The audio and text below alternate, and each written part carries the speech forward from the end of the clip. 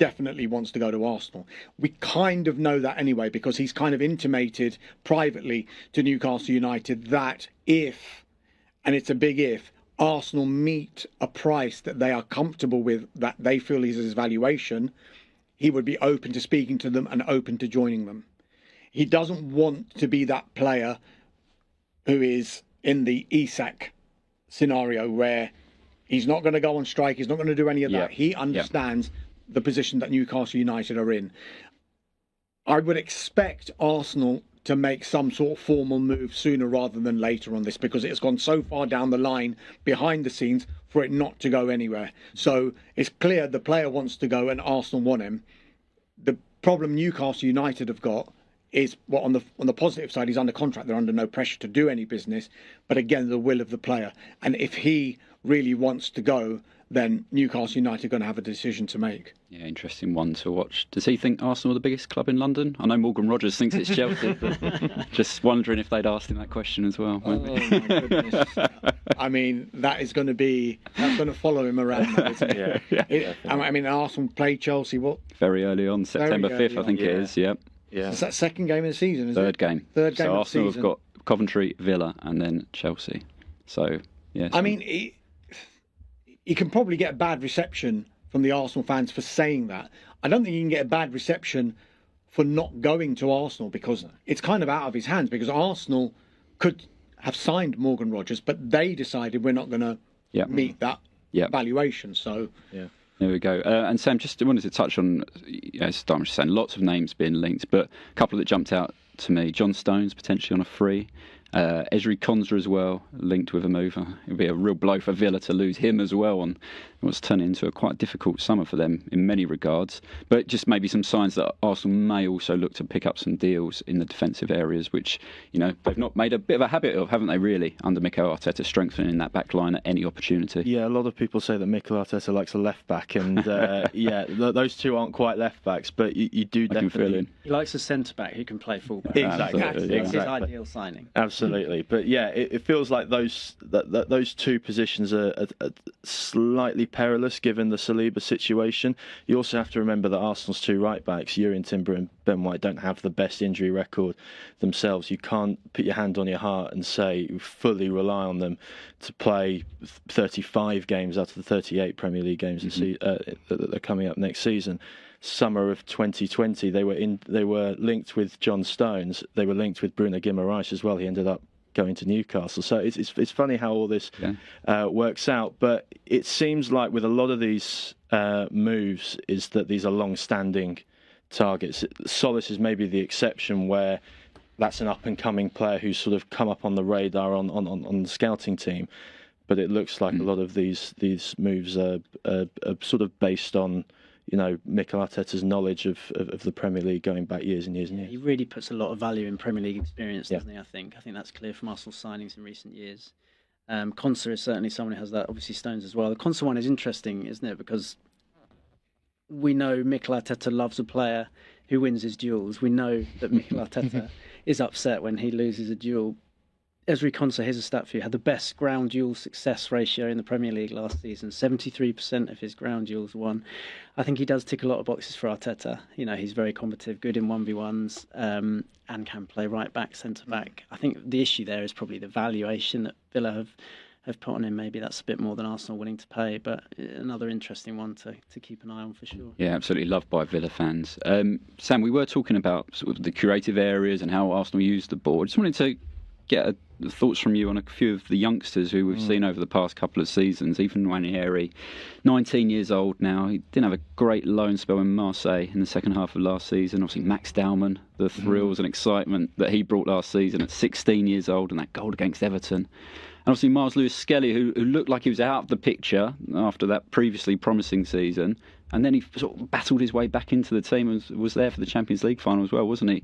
Again, 19 years old. So these young players that we've got excited about over the recent times, where do they stand going into this season? Can they play a meaningful role for Arsenal in this coming year? Well, it's really interesting that the big one that stands out is Nwaneri. What do Arsenal do? Do they stick or do they twist? Now, Nwaneri's going to be very interesting in the Bukayo Saka side of things. Obviously, we've seen that Bukayo Saka can't really train 2 days in a row at the moment. We saw that with Arsenal.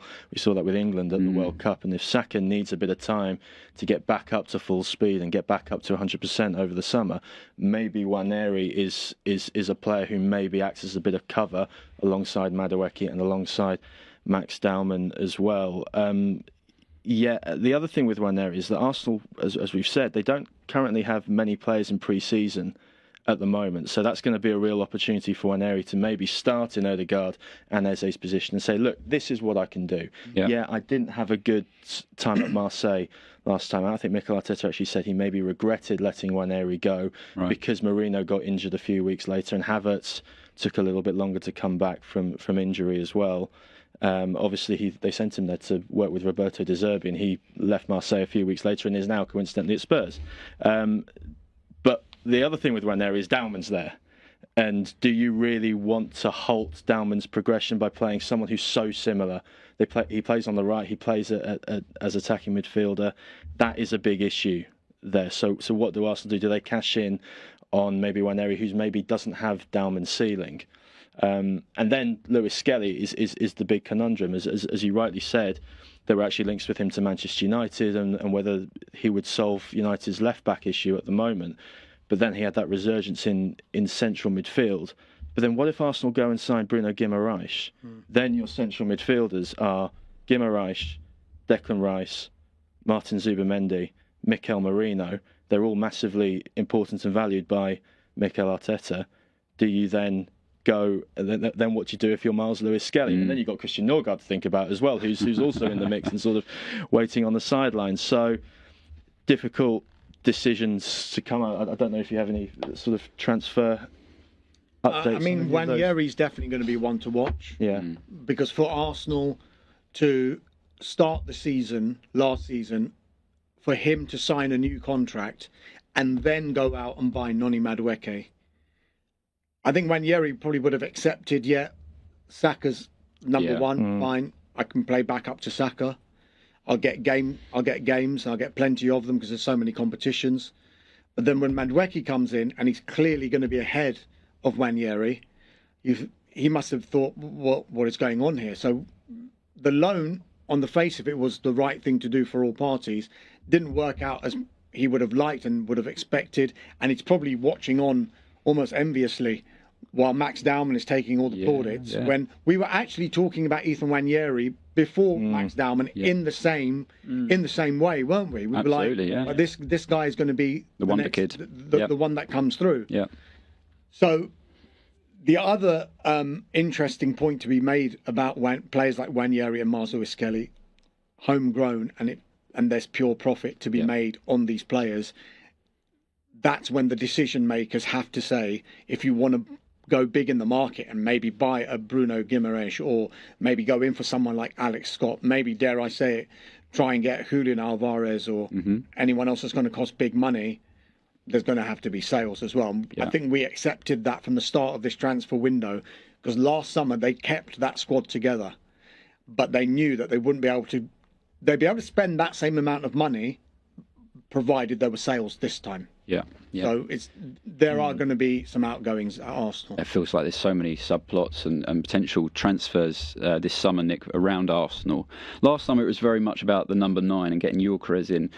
What was your verdict on him last season? Did he sort of silence the critics? Did he prove that he's the solution up there in tandem with Kai Havertz when fit and available? 21 goals in 55 games in all competitions for Gyökeres. I mean, it's a decent return, isn't it? I think probably people still have doubts. He seems to be someone who splits opinion, doesn't he? I mean, some people want him starting every game. Some people think maybe that's not the best idea. I mean, I think he probably played more than was expected, didn't he? Just because of the fact Kai Havertz was unavailable so often. I think when Kai Havertz was fit, Mikel Arteta usually picked Kai Havertz. I think probably Havertz is still ahead in the pecking order at number 9. I think he's a much more complete footballer than Victor Gyökeres. Gyökeres obviously does give you certain qualities. I think he was very useful against the kind of lower ranking Premier League teams. He scored a lot of goals in those games, and Arsenal had a lot of problems scoring goals in those games in the previous season. You know, that was kind of their an issue they had. They struggled to put those games away, and Gyökeres did help in some instances with that. I think probably Arsenal still feel they need more firepower, though, don't they? I mean, I don't think anyone is under any illusions there.